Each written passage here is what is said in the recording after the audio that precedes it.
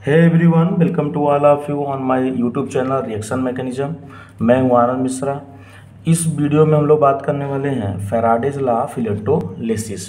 Electrochemistry में बहुत ही ज़्यादा इंपॉर्टेंट एक टॉपिक आपका पड़ जाता है, जो कि होता है इलेक्ट्रोलिसिस में फैराडेज लॉ के बारे में। इस पे न्यूमेरिकल्स भी आते हैं और इसका थ्योरेटिकल पार्ट भी पूछा जाता है। तो हम यहाँ पर पूरी तरीके से उसको एक्सप्लेन करेंगे, प्रॉपर आपको नोट्स भी मिलता चलेगा। ठीक है, तो वीडियो में बने रहिए। Let's start. What is the Faraday's law for electrolysis. देखिए, Faraday give an relationship between quantity of electric charge pass through an electrolyte and amount of substance deposit at a electrode.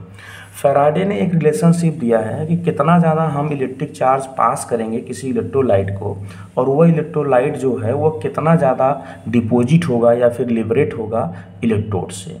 ठीक है, मतलब कोई electrolyte है, अगर उस electrolyte में हम करंट पास करते हैं, ठीक है, इलेक्ट्रिक चार्ज पास करते हैं, तो वो जो इलेक्ट्रोलाइट है वो अपने इलेक्ट्रोड पे डिपॉजिट होता है। तो कितना डिपॉजिट होगा, इसी के बारे में फैराडे ने लॉ दिए हैं। इनके दो लॉ है, फैराडेज जिसको हम जानते हैं फैराडेज फर्स्ट लॉ और फैराडेज सेकेंड लॉ। तो और डिस्कस करते हैं फैराडेज फर्स्ट लॉ के बारे में। Faraday's first law states that when an electric current is passed through an electrolyte, the amount of substance deposit is proportional to quantity of electric charge passed through an electrolyte।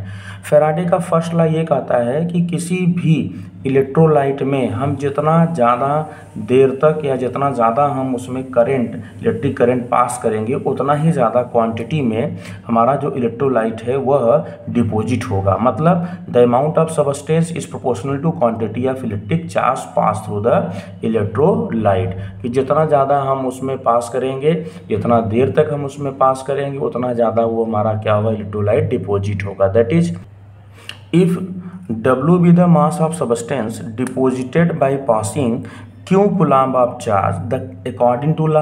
अगर हम मान लेते हैं कि W मास क्या है, deposit हुआ है, और कितने कूलाम्ब चार्ज पास करने पे, Q कूलाम्ब चार्ज पास करने पे। ठीक है, फैराडे का पहला लॉ क्या कहता है, फैराडे का पहला लॉ कहता है कि जितना ज़्यादातर हम देर तक या जितना ज़्यादा अमाउंट में हम चार्ज पास करेंगे इलेक्ट्रोलाइट में, उतना ही ज़्यादा इलेक्ट्रोलाइट हमारा क्या होगा, डिपॉजिट होगा। ठीक है, तो यहाँ पर मान लेते हैं कि W with the mass of substance deposit by the passing Q coulomb of charge, then W is proportional to Q, or W is equal to Z into Q, where Q क्या है, Q है आपका जो charge हमने पास किया है, W क्या है, W यहाँ पर मास ऑफ सबस्टेंस है जो जितना हमारा डिपॉजिट हुआ है, कब, जब हमने Q चार्ज अप्लाई किया है तब। ठीक है, इलेक्ट्रोलाइट को ऊपर। और Z क्या है, यहाँ पर Z है जो प्रोपोर्शनलिटी कांस्टेंट होता है, जिसको हम यहाँ पर बोलेंगे electrochemical equivalent. It is a constant which is known as electrochemical equivalent. तो फर्स्ट लॉ समझ में आया कि जितना ज़्यादा हम चार्ज पास करेंगे, उतना ही ज़्यादा हमारा जो इलेक्ट्रोलाइट होगा वह डिपॉजिट होगा, जमा होगा इलेक्ट्रोड पे। ठीक है, since we know that the charge equal to क्या होता है, charge equal to current into time होता है। तो चार्ज को हम यहाँ रिप्रेजेंट कर रहे हैं क्यू से, करेंट को हम रिप्रेजेंट करते हैं आई से, स्मॉल आई, और टाइम हम यहाँ पर सेकेंड लेते हैं स्मॉल टी से। तो ये इक्वेशन क्या हो जाएगा, अब हम वहाँ पर W इजकल टू चार्ज के जगह पे, Q के जगह पे क्या रख सकते हैं, I इंटू टी।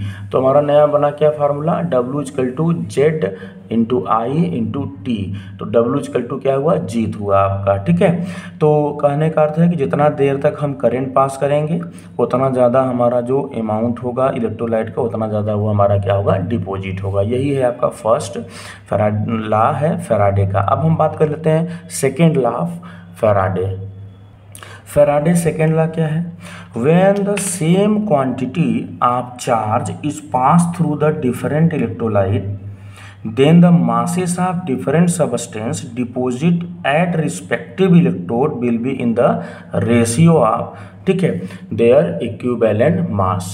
ठीक है, रेशियो ऑफ देयर इक्विवेलेंट। तो सेकेंड लॉ क्या बोल रहा है, सेकेंड लॉ कह रहा है कि अगर सेम क्वांटिटी के चार्ज हम पास करें डिफरेंट डिफरेंट इलेक्ट्रोलाइट में, ठीक है, तो वो जो डिफरेंट डिफरेंट इलेक्ट्रोलाइट हैं वो कितना ज़्यादा डिपॉजिट होंगे, ठीक है, वो सभी डिपॉजिट होंगे अपने इक्विवेलेंट मास के बराबर। कितने डिपॉजिट होंगे, अपने इक्विवेलेंट मास के बराबर। अगर हमारे पास एक से ज़्यादा प्रकार के इलेक्ट्रोलाइट हैं और सब में सेम अमाउंट, ठीक है, या सेम क्वांटिटी के हम चार्ज पास करें तो वो कितना ज़्यादा डिपॉजिट होंगे, वो सभी अपने इलेक्ट्रोड पे डिपॉजिट होंगे, और कितना ज़्यादा डिपॉजिट होंगे, वो सभी अपने इक्विवेलेंट मास के बराबर डिपॉजिट होंगे। दैट इज, अगर इसका मतलब क्या है कि जो डिफरेंट डिफरेंट सब्सटेंस में डिपॉजिट होंगे इलेक्ट्रोड पे, वो क्या होंगे, वो रेशियो होंगे किसके, देयर इक्विवेलेंट मास के। फॉर एग्जाम्पल हम समझते हैं ऐसे कि if WA and WB the mass deposit at respective electrode and EA and EB is the equivalent mass of A and B। अगर मान लेते हैं कि हमने सेम अमाउंट का हमने पास किया है करंट सेम टाइम के लिए, दैट इज चार्ज हमने पास किया सेम, और इलेक्ट्रोलाइट क्या है, अलग है, एक A है और एक B है, तो कितना डिपॉजिट होंगे, मान लेते हैं WA डिपॉजिट हुआ A, WB डिपॉजिट हुआ B, तो और उनका इक्विवेलेंट मास मान लेते हैं, A का है इक्विवेलेंट मास EA और B का इक्विवेलेंट मास है EB। तो अकॉर्डिंग टू सेकेंड लॉ क्या हो जाएगा, according to second law WA upon WB equal to EA upon EB, ठीक है, जहाँ WA क्या है, WA है mass of deposit of A, WB क्या है, mass deposit of B, EA क्या है, equivalent mass of A and EB क्या है, इक्विवेलेंट मास ऑफ B। ये है सेकेंड लॉ, ठीक है, फैराडे का। अब मान लेते हैं कि अगर हमने सेम चार्ज पास किया और चार्ज की संख्या हम 1 फैराडे मान लेते हैं, ठीक है, इफ़ 1 फैराडे, जिसको हम यहाँ पर 1 फैराडे की वैल्यू कितना होता है 96480 होता है, लेकिन हम इसको रिस्पेक्टिव मान के चल सकते हैं नियर अबाउट 96500, ठीक है, न्यूमेरिकल करते टाइम आसान हो जाता है। कुलाम चार्ज इज पास, अगर मान लेते हैं हमने कितना कुलाम चार्ज पास किया 96500, ठीक है, तब फैराडे का फर्स्ट लॉ के हिसाब से W equal to Z into Q हो जाएगा, और Q की वैल्यू क्या रखेंगे 96500। एक्सपेरिमेंटली ये देखा गया है कि अगर हम किसी भी इलेक्ट्रोलिटिक सॉल्यूशन में हम 1 फैराडे, या यूँ कह सकते हैं 1 फैराडे के जगह पे 96500 कुलाम चार्ज पास करते हैं, तो वो जो इलेक्ट्रोलाइट है वो कितना डिपॉजिट होता है, वह 1 ग्राम ऑफ इक्विवेलेंट सब आपका डिपॉजिट होता है। कितना, 1 ग्राम ऑफ इक्विवेलेंट।